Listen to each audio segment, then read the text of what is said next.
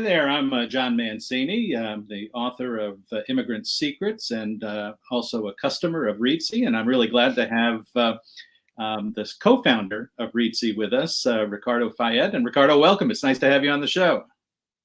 Thanks for having me, John. It's a pleasure to be here. So for those of you that haven't been with me before, the idea behind the OxyMoron show is that I've always been fascinated with people that are great visionaries, and then equally with people that are skilled at getting things done. But the combination of those two is fairly unusual, to have people that are able to actually take a dream and make it a reality and make that vision an actual thing that works. And so that's the idea behind the show, is just I like to talk to interesting people. Started during COVID, and mainly because I was bored with sitting in my little room here. And it's proven to be something that people are interested in. So depending on the platform that you're on, this is being live streamed to Facebook, to YouTube, and also to LinkedIn. You will find comment buttons, and then also all those little like hand clap buttons and thumbs up buttons and all that kind of stuff. So please feel free to push on those buttons and let us know that you're there. And if you have any questions, we'd be happy to answer them along the way. And also, just so you know, I am a customer of Reedsy. I had this idea for a book for a long time, and actually used two Reedsy resources to make it a reality. One was a copy editor named Jeffrey Stone, and he was extremely helpful to me in sorting through this question of tense within the novel, of also highlighting instances in which I was probably using terms and concepts that wouldn't be comprehensible to a broader audience, and kind of making me a little bit more mainstream. So he was extremely valuable in that account. And then used a designer from Reedsy, Dana Matthias Steele, and she did this wonderful cover, which I really love the cover a lot. She did a terrific job with that, and then helped me kind of lay the thing out and put up with all of my crazy schedules. So anyway, I'm a fan. So that's kind of the other, that's one reason why I invited Ricardo here today. The other is that this is really, truly a transformational initiative that Reedsy is up to in an area that I think is long overdue for transformation, which is the publishing business.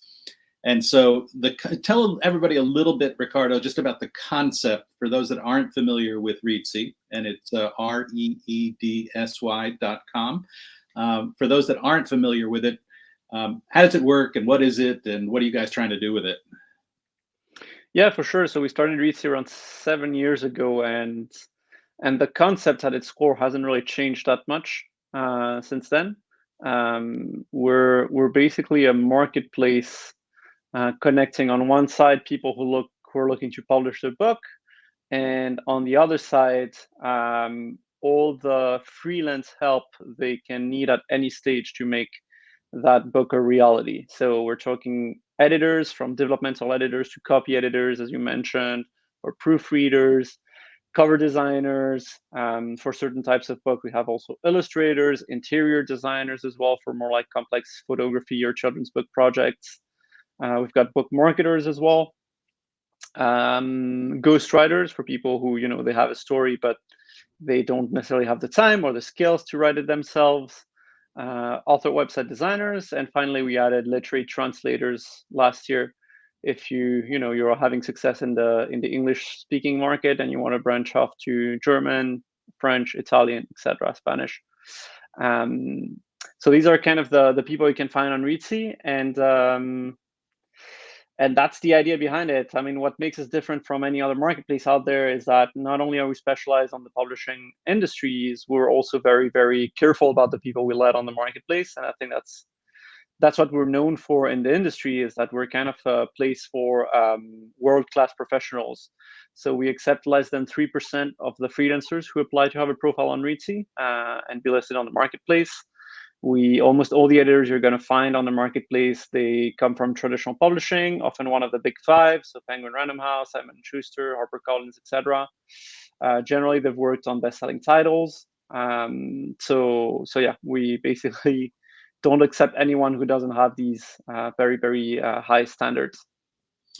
that was the piece that I think particularly impressed me when I went to the site initially was, it was very transparent in terms of looking at the kinds of titles that the various resources had worked on, and used the crowdsourcing business to understand, immediately, kind of like a VRBO or something like that, when immediately looking for the people that had 4s and 5s to, to highlight who was there. The other part, which I really liked, was the idea that it was a platform, so it had the full range of services and help aids and interconnects and all that kind of good stuff. But it was also very much a la carte. Now, for somebody like me that had a pretty good idea of to whom I wanted to market the book, and a pretty good idea of the network that I wanted to tap into to try to promote the book, what I was really looking for was help on doing that last stage of copy edit. And I've been through lots of other friends reading the book and all that kind of stuff, so I had a pretty good sense of the scope of the book itself. And then I can't draw a circle, and I'm a terrible designer, and so I was looking for somebody that could help there. And I liked that a la carte aspect of it. That I didn't have to go with like a self-publishing platform and buy everything. I could pick the resources that were useful to me in particular. Yeah, I mean, it's definitely the philosophy of the business. We have authors' best interests at heart at the end of the day, and most of the companies who sell publishing packages out there, they might be convenient for certain authors, but it's definitely not in your best interest at the end of the day, because you want to retain the control over your work, especially if you're going to self-publish, you're going to publish yourself. You want to be the one hitting the publish button on Amazon, on Draft to Digital, on all the retailers, because if you want to, drop the price for this Christmas period, you don't want to have to go through your third party, the person, like the company who published it, and tell them, I want to drop the price, and maybe they don't want to do it, or they take time to do it, and then they take time to re-raise the price back up. If you want to change your metadata, your keywords, your categories on the various stores, your product description, your author page, you have to go through them. So it's a huge pain at the end of the day. So we've never wanted to be in the publishing, in the distribution part of the publishing business, because there are some great companies who do that already, in which we can recommend. And even outside of the distribution part, we don't want to bundle packages, because we really think that if you're going to have success as an author, you need to be able to make your own decisions in regards to the editing, the design, retain the control, and also learn about these different parts of the business. So instead of offering packages, what we do is provide as much educational content as possible, so that people can do their own research, become educated about the world of publishing, and then use the a la carte marketplace to hire the specific people that they need.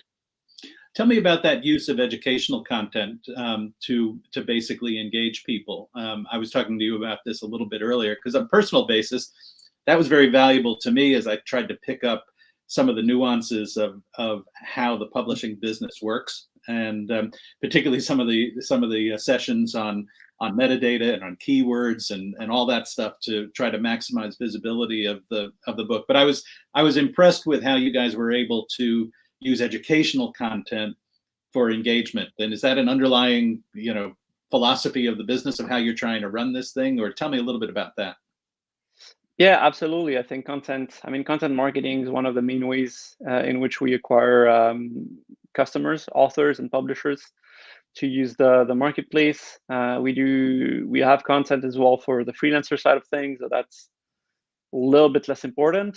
But yeah, it plays two roles. First, it attracts people. We've become relatively good at search engine optimization.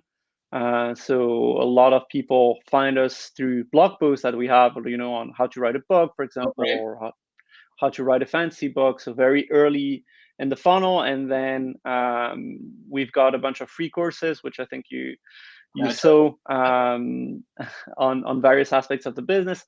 And the idea of all that is the same, is trying to get people to find us early on, educate them as much as possible about everything they need to know about writing and publishing the book that they want to publish, and then making them aware that, when the time comes to look for an editor, look for a designer, look potentially for a marketer or a ghostwriter, then that we're there. Basically, we're the best place to find all those people. So it serves that purpose, and also it serves an educational purpose, because if people sign up to Reedsy on the recommendation of a friend, for example, and they land there and they see, okay, developmental editors, copy editors, proofreaders, and they have no idea what all that means, then they're going to find the information about all these different types of editing on our blog. So it serves that educational purpose as well. Yeah, because it's funny, as an author, you have this this precious baby that you're trying to do something with, and this idea that you're trying to bring to market, and that was you're right. That was educational in and of itself for me to think about how did my skills align with all the necessary skills that were necessary to make this thing happen, and there were pieces of this that didn't even occur to me, to be honest, when I kind of started this whole project. So it was very useful in that regard. How did you guys come up with this idea? Like, why publishing? What made you go here? Yeah, it was my co-founder Emmanuel's idea. He's a CEO, and I think we were both in university at the time, and he'd gone off to Toronto. We're both French, but he'd gone off to Toronto, and he'd discovered self-publishing a little bit. It was just starting back then, and we were both very early adopters of digital reading. So we didn't really know publishing from the author side or publishing side of things, but we knew it from the reader side. He used to import his Kindle from across the pond because they weren't available in Europe back then. I was reading on my phone with the Kindle app, and we're thinking, like, what does this obviously changed a lot of things for us, made book consumption a lot easier. How has this changed things for publishing and for authors and for publishers and for agents, etc.? And so we started looking into this emergence of self-publishing, and the question was, like, if an author publishes their own book, there's a lot more to publishing a book than just writing it. We weren't very familiar with the publishing industry, but we knew that at least. And so we started looking into, all the things that a traditional publishing company does: the editing, the formatting, the design, the marketing, etc. And so we're thinking, who does that for authors? And then we found out that a lot of the early indie authors, they were actually hiring freelancers who'd left their traditional publishing companies, or who were freelancing on the side. And we discovered that there was another trend at the same time as the self-publishing trend. There was a trend of freelance economy in publishing. At the time, a lot of publishing houses weren't doing necessarily that well, so they were laying off a bit of staff, or hiring staff as freelancers rather than employees. So you had more and more freelance workers in the publishing industry. And we thought, okay, on one hand, we've got indie authors who are more and more self-publishing their books. On the other hand, we've got all these people as freelancers who they need for services. So let's create a marketplace to basically bring both trends together. Yeah, it was very interesting because as you point out, folks like Amazon have radically disrupted the kind of the distribution and the core production business of the publishing business. But then you have the creative over here on this side. You've got kind of that distribution mechanism and production mechanism over here, but very few instances before Reedsy actually linking those two together so that you could come up with a product that you were actually proud of and that you could figure out how to make that work with those distribution mechanisms. So what obstacles did you guys run into when you did this? I think one of the main obstacles was a reputation, right? A lot of on the early days of self-publishing, a lot of companies who were in the market saw it as an opportunity to make money, to profit off of indie authors. And so back then, one of the biggest companies offering services to authors was Author Solutions. And it was a scam, scam operated by a bunch of shady people, and ultimately owned by Penguin Random House, who bought it and later resold it. But yeah, I think traditional publishers were seeing in self-publishing as for something that they shouldn't worry about. But second, something to profit from by selling overpriced services to independent authors via a third-party company. So when we got into the business of like selling services to authors, even if it was through a marketplace and we vetted everyone, etc., there were a lot of a lot of hesitation in the industry, in the nascent industry, and among influencers, etc., as to are these people legit, or are they other people who know nothing about the industry, because we knew nothing when we started, and who are just in there to try and scam authors out of their money. And I think we, yeah. Go ahead. No, I was gonna say, when did all this happen? When did you guys set it up? In 2014.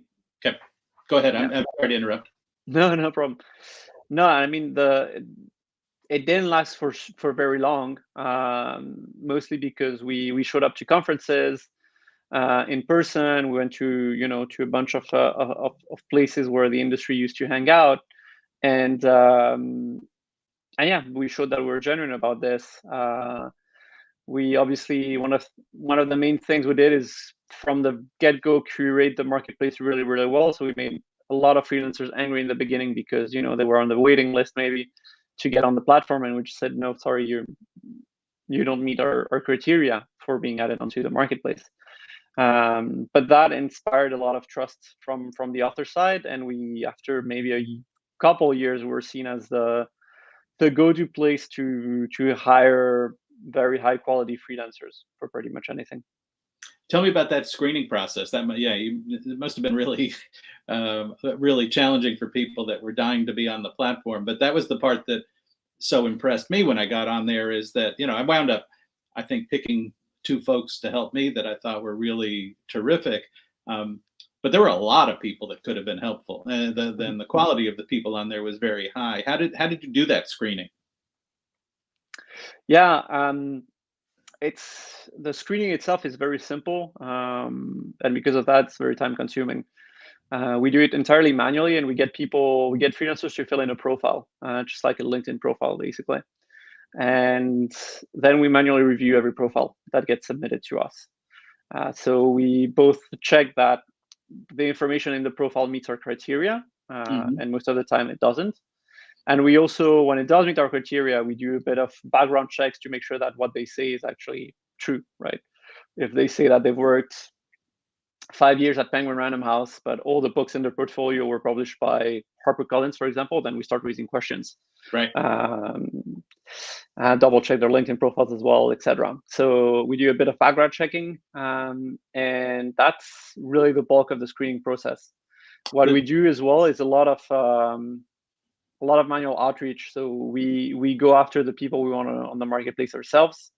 We contact them via LinkedIn or via email, and we have a strong referral program as well, so that all these people who are in traditional publishing and know themselves can refer other freelancers to us.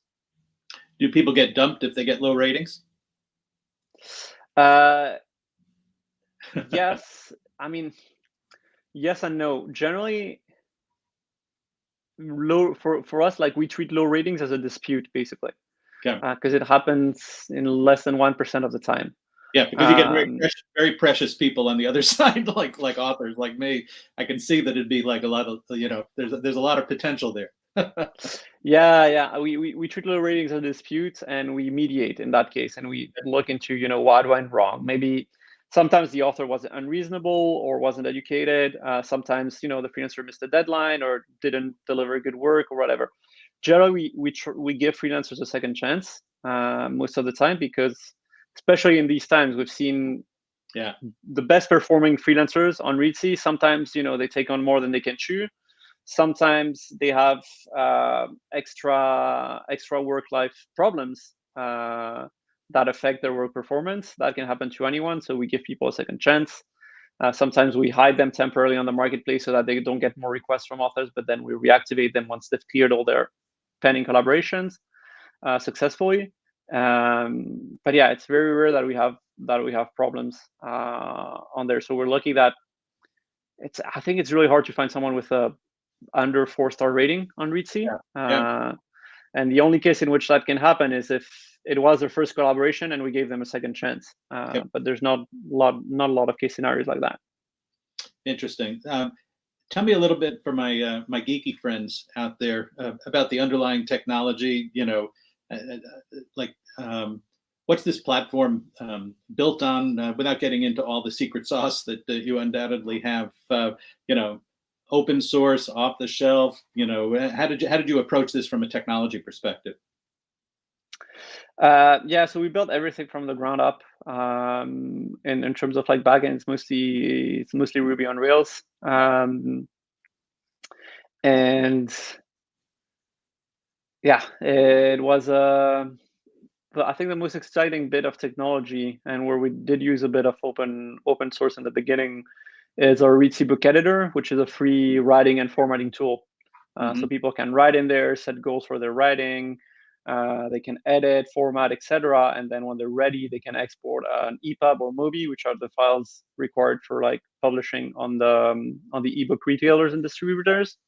Or they can export to print-ready PDF, which is a format required for like publishing a print-on-demand book on Amazon or Ingram Spark. So that's a completely free tool, and that's probably the most exciting bit of technology. We used the Quill library, Quill open source library for the Reedsy book editor, and we were one of the main contributors to that library for a time. I'm not sure how much we rely on it since, but yeah, the more we go on, the more we tend to build our own resources and our own libraries. And we even built, we were using MailChimp for email marketing in the beginning, like a lot of companies. And then we dropped it and we built our own email marketing software, which we haven't open sourced yet. But yeah, we're big fans of building stuff ourselves, basically. Yeah, very interesting. I think that as you think about this, it strikes me that you started with a platform that was geared to connecting contractors with authors, and it's, you know, looking at some of the things that I've seen kind of come out of the site after that, seems like there are bigger aspirations than just that contractors and authors. It's the whole platform of the publication business. And maybe you could just tell me a little bit about where you go from here. Kind of, I've tapped into some of the reviewer capabilities, for example, and that's been extremely helpful to me. And talk a little bit about that as a broad platform rather than just a contractor platform. Yeah, for sure. I mean, the contractor bit is where we make our money. So, and that's going to like remain the main place where we make our money. But the idea is to have a website, like one place where authors can go for the whole process of publishing a book from the writing stage. So we have that writing tool, which we're currently integrating with the marketplace. So the idea is you start writing in there. You can find a bunch of advice through a blog or webinars or courses, etc. And then once you're finished writing the book and you've revised it a couple of times, and again, when we start seeing that you're revising, we can send you resources on revision, etc. And when you're done, you just share the manuscript with an editor you hire through Reedsy, and they can work directly within our tool. So we're building like better track changes. We have already better track changes than Word and commenting and all that. It's a little bit like Google Docs, but using operational transformation technology, which means that it doesn't crash after 80,000 words, which is what often tends to happen on Google Docs. Yeah. And so that's kind of the vision, right? Is integrating all these different products that we have and allowing people to, with one single Reedsy account, write their book, get educated, get resources, format the book, get the book edited, designed, etc., and then have one place where they have the book ready with all the metadata so that they can send it straight to when they want to publish, Amazon, Apple, Ingram Spark, etc. And then we've got the review component that you mentioned, Reedsy Discovery. Yeah, if you can disrupt the track changes business, I will be forever grateful to you, because I have hated track changes in Word for probably 10 or 15 years. I mean, it's just driven me absolutely crazy. And So anyway, that's just a pet peeve of mine along the way. So I agree. That's the idea, yeah. Angela is a friend of mine. She's actually been on the show, and actually she and I have talked about maybe we should collaborate on something. But how about this question that she has about balancing expectations of authors? And so, not so much even on the contractor side, but on the tricky author side who expect the world. How do you mediate that and manage that? Yeah, so first, I have to give a lot of credit to our freelancers because they do the bulk of the work there. They're generally experienced, they're good freelancers, and so they know how to spot tricky authors from the get-go. And so that's how we avoid most problems, let's say. So sometimes we have to ban an author just because they're sending so many requests to many different freelancers, and no one wants to work with them because everyone has spotted that they were going to be tricky. Or they had unreasonable expectations. So they do the bulk of the work. Then sometimes, a few go through, and when that happens, if a dispute arises, we've got like a formal mediation process in which we talk to both parties via email. We compile as much evidence as possible. That's why we also we request when you're on the site that whenever you hire someone, you keep all the written communication on site, because if there's ever a problem, then we can look into it. You have an audit stream then to kind of exactly. understand exactly how. Yeah, that was interesting. It's funny you should mention that, because that was in the beginning. I didn't quite realize that, and I posted a couple URLs to to say when I was trying to find the contractors, I said, well, check out this this blog that I've done, about some of the articles, some of the things that'll be in the book, and see if you think it's a fit and stuff. And at first I was like, oh, why did they block that? But then I realized, well, that's the only way you have a stream that you can go back and see exactly who communicated with whom and when and how and all that kind of good stuff. Yeah. The problem with links is that, a lot of people, they're going to check out the link and then contact the person directly, not to bypass us or anything, just because they prefer using email and they're just not going to think about it. But in our experience, we know that we need to kind of hide them in the beginning. And once you're collaborating with someone, once you've accepted an offer and enter your payment details, then you can share links and all that. But we do make it very clear that if you start communicating off platform by email or by other means, then you forfeit your right to raising a dispute with us. If you don't get the work from the editor or anything, we can't review the collaboration. But yeah, otherwise we train the staff obviously to be very, very careful and thoughtful of both parties and their time, and try to come to as fair a solution as possible. So again, generally 90% of the time there's no problem there. Both parties are ready to make compromises. And when that doesn't happen, then we basically, we come to a decision, which is our final decision. We issue the refunds if needed. And that's it. If the freelancer isn't happy and wants to leave the platform, then, it's too bad. If the author isn't happy, then it's too bad as well. It's not much more we can do. But yeah, that doesn't happen very often. Let me ask you two last questions, and really appreciate your time here today. But first one is more of a personal question, which is that how do you personally approach a brick wall when you run up against it? There must have been obstacles along the way here, and how do you deal with that kind of thing, to give people some tips on how personally you approach that stuff? I think I get really, really frustrated when I hit the brick wall. So I get very frustrated, angry, and generally I don't solve it right away. It's just when maybe I've hit my computer or I've screamed, I go for a walk. And it's generally when I clear my head that you find a solution to go around the wall or over it. But generally, it's through just getting the anger and the frustration out, then going to cool your head or do something else, and then coming back and you kind of find a solution. That's how I generally go about it for simple walls. For more complicated walls, then it's generally more of a team effort. So you discuss things with other people and you come up with a solution together. And last question, it sounds like a little bit like a U.S. Country and Western song, but what do you know now that you wish you knew then when you started the company? What is there any particular piece of wisdom that you've realized since 2014 when you set up the company? Yeah, I think the power of SEO. It's one marketing channel like another, so not every company has to do it, right?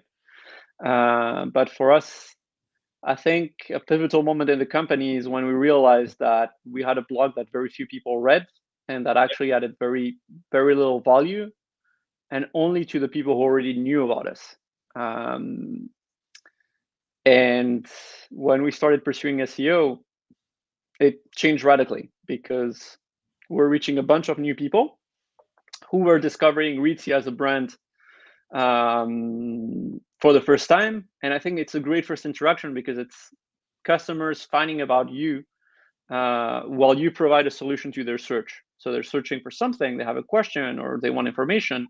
And without asking anything, you provide them with the answer and the information. So that's a great positive first touch with a customer from a branding perspective. And then obviously you try to convert them with maybe exit pop-ups or things like that. You have the whole conversion funnel where you try to get their email address.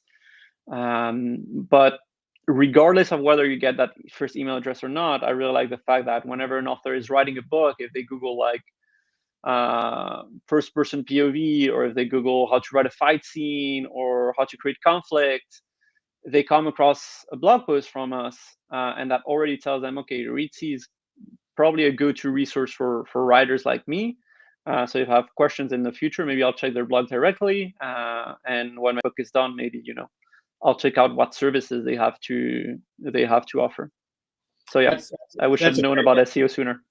Yeah, that is a great answer because that is exactly how I found you guys. Because I had been trying to figure out the publications business, then I was trying to figure out the self-publications business, and finally, said, okay, well, listen, let me cut the net more broadly, and ran across a lot of your content, which was extremely helpful, and that got me wondering, well, who are these people and what do they do and how do they do it and all that kind of stuff. So thank you very much for your time. If anybody has any questions about Reedsy, it's reedsy.com. If you have a dream for a book out there and you're wondering how to get started, as Ricardo said, there's terrific educational material there that they won't even bother you until you kind of raise your hand that you want to be bothered. So that's that's a good thing. And I really have enjoyed my collaboration on the platform with Dana Matthias Steele and with Jeffrey Stone, and just have found it to be incredibly instrumental in bringing my book to the market. So thank you very much. And it's been a terrific conversation, and look forward to talking to you again. Same here. Thanks for having me, John. Thanks, Ricardo.